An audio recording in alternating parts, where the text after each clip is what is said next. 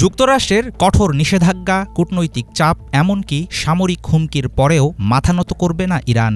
পারমাণবিক কর্মসূচি থেকে পিছু হটার বদলে কড়া ভাষায় তেহরান জানিয়ে দিয়েছে ইরান কখনো আত্মসমর্পণ করবে না।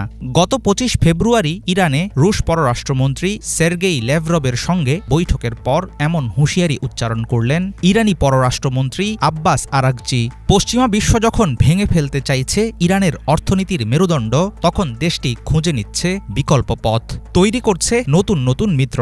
চীন ও রাশিয়ার সাথে ইরানের ক্রমবর্ধমান ঘনিষ্ঠতার জেরে মধ্যপ্রাচ্যে ব্যাপক হারে হ্রাস পাবে আমেরিকার একক প্রভাব।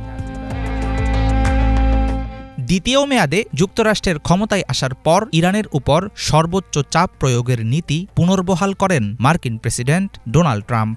সম্প্রতি তেহরানের তেল রফতানিকে নিশানা করে আরোপ করা হয় আরেক দফা নিষেধাজ্ঞা। আলোচনার টেবিলে সমঝোতার কথা বললেও ট্রাম্পের এমন শত্রুতার বহিঃপ্রকাশ জটিল করে তুলছে পরিস্থিতি। অন্যদিকে গত ২৪ ফেব্রুয়ারি ইউক্রেন ইস্যু নিয়ে জাতিসংঘে এক ভোটাভুটিতে মস্কোর পক্ষে অবস্থান নেয় ওয়াশিংটন। এর আগে ট্রাম্প পুতিনের মাঝে হয়েছে দীর্ঘ ফোনালাপ।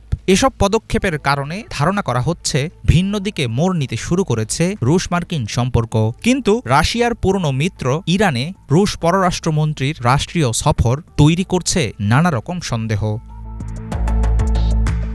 মার্কিন চাপের মুখে মাথানত করার পরিবর্তে বরাবরই রুখে দাঁড়ানোর মনোভাব ব্যক্ত করে আসছেন ইরানের সর্বোচ্চ ধর্মীয় নেতা আয়াতুল্লাহ খামেনি ও দেশটির শীর্ষ নেতারা। রুশ পররাষ্ট্রমন্ত্রী সের্গেই ল্যাভরভকে একই কথা বললেন ইরানের পররাষ্ট্রমন্ত্রী। পারমাণবিক ইস্যুতে আমরা রাশিয়া এবং চীনে আমাদের বন্ধুদের সাথে পারস্পরিক সহযোগিতার মধ্য দিয়ে সামনে এগিয়ে যাব। সেই অনুযায়ী নির্ধারণ করব আমাদের অবস্থান।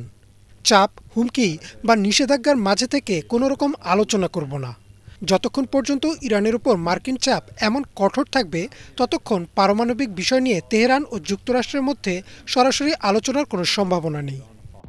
চারদিক থেকে চেপে ধরলে ইরানকে বশে আনতে পারবে যুক্তরাষ্ট্র, এমনটাই ভেবেছিলেন মার্কিন প্রেসিডেন্ট ডোনাল্ড ট্রাম্প। ধারণা করেছিলেন ইরানের উপর কঠোর নিষেধাজ্ঞা আরোপ করলে কঠিন হয়ে পড়বে ইরানি জনগণের জীবনযাত্রা, সরকার বিরোধী আন্দোলনে নেমে পড়বে সে দেশের মানুষ।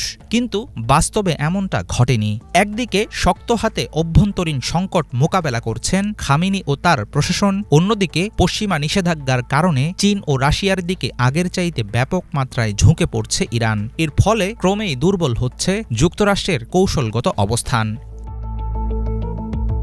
মার্কিন নিষেধাজ্ঞায় জটিল সংকটে পড়লেও বিকল্প পথ তৈরিতে সাফল্য দেখাচ্ছে ইরান। চীনের সাথে হয়েছে ২৫ বছরের অর্থনৈতিক চুক্তি, যার মাধ্যমে তেহরান পাবে $৪০০ বিলিয়ন বিনিয়োগ। দৃঢ় হয়েছে রাশিয়ার সাথে সামরিক ও বাণিজ্যিক সম্পর্ক।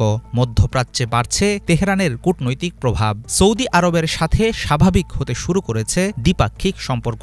বিশ্লেষকরা মনে করেন ইরান যদি তার চলমান কৌশল ধরে রাখতে পারে, তাহলে মধ্যপ্রাচ্যে অচিরেই মুখ থুবড়ে পড়বে যুক্তরাষ্ট্রের একক প্রভাব। শক্তির নতুন ভারসাম্য তৈরি হলে ইরান হয়ে উঠবে পশ্চিমাদের শক্ত প্রতিপক্ষ। হাফিজুল ইসলাম, বাংলা ভিশন।